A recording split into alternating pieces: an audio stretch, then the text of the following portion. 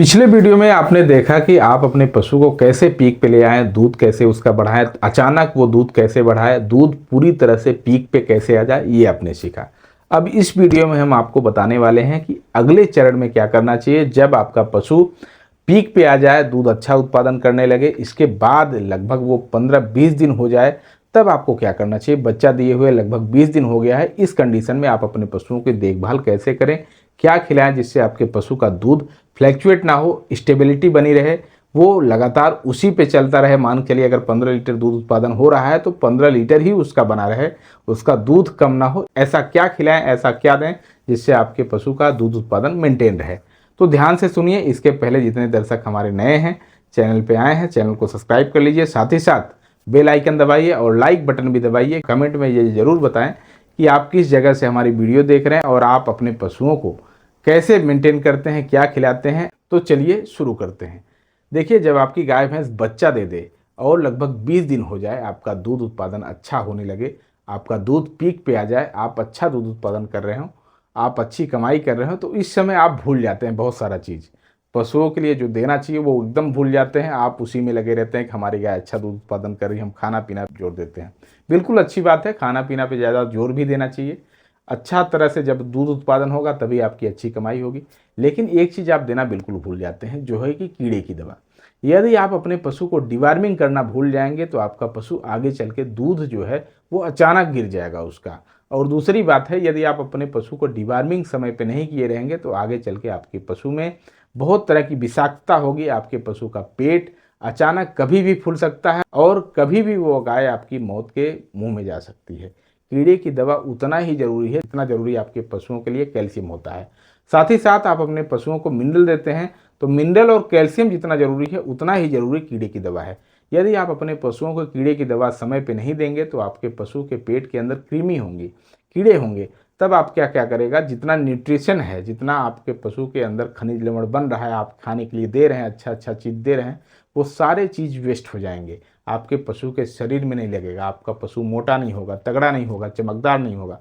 बहुत सारे पशुओं में देखा गया है कि वो कितना भी अच्छा भोजन दे रहे हैं, कितना भी अच्छा किसान खिला रहे हैं, कितना भी बेहतर सब कुछ दे रहे हैं, फिर भी आपके पशु का दूध उत्पादन अच्छा नहीं है, आपके पशु का चमड़ा अच्छा नहीं है, आपके पशु का चेहरे पे चमक नहीं है, आपका पशु मोटा तगड़ा नहीं है। तो कारण यही है, यदि आप अपने पशु को डिवार्मिंग समय पे नहीं कराएंगे, कीड़े की दवा समय पे नहीं देंगे तो यही होगा। इसलिए आप अपने पशु को लगभग बच्चा देने से 20 दिन बाद अपने पशु को जरूर कीड़े की दवा दें। 20 दिन से लेकर 25 दिन के अंदर ज़्यादा बेहतर समय होता है 21वें दिन। 21वां दिन इसलिए बताते हैं क्योंकि ये याद भी रहता है।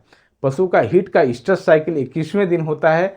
पशु 21वें दिन गर्म हो जाती है, इसलिए बहुत सारे पशुपालकों को ये याद रहता है कि 21वां दिन आप अपने पशु को कीड़े की दवा जरूर दें। जब कीड़े की दवा आप अपने पशु को दें, माने डिवार्मिंग जब कराएं, तो एक हैबिट बना लें कि कैलेंडर में मेंशन जरूर कर दें उस डेट का। जैसे मान के लिए आपने 10 तारीख को कीड़े की दवा दी है तो कैलेंडर में उसको टिक लगा दें और लिख दें कि कौन सा हमने कीड़े की दवा दी, या फिर उसका नाम भी लिख सकते हैं ताकि पता चले कि आपने कौन सी कीड़े की दवा उस पशु को दिया है और किस डेट को दिया है। देखिए, डाटा बहुत ज़रूरी है आपको अपने पशुओं के लिए, और डेयरी में सबसे उपयोगी चीज़ है डाटा।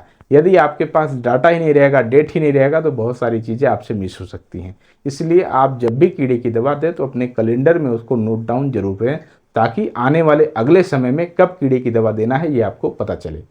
कीड़े की दवा देने के साथ साथ आप अपने पशुओं में मिनरल जरूर चलाएं। किसी भी हालत में आप अपने पशु को मिनरल जरूर दें, किसी भी समय, चाहे वो पशु प्रेग्नेंट हो, चाहे वो बच्चा दिया हो, चाहे बच्चा देने वाली हो, जैसे भी स्थिति में रहे, लेकिन आप अपने पशु को मिनरल पाउडर जरूर खिलाएं ताकि आपका पशु हमेशा स्वस्थ भी रहे और मेंटेन भी रहे, जिससे आपके पशु का दूध उत्पादन फ्लैक्चुएट ना करे और आपका पशु का दूध उत्पादन हमेशा स्थिरता में बना रहे। साथ ही साथ आपको बता दें, कीड़े की दवा देने के बाद अपने पशु के लिए एक चीज़ और करें, समय समय पे वैक्सीनेशन कराएं, टीकाकरण कराएं।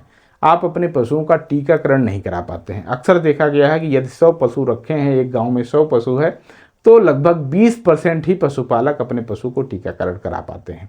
कारण उसमें बहुत हैं। पहला, लापरवाही। दूसरा, इसके बारे में जानकारी ना होना।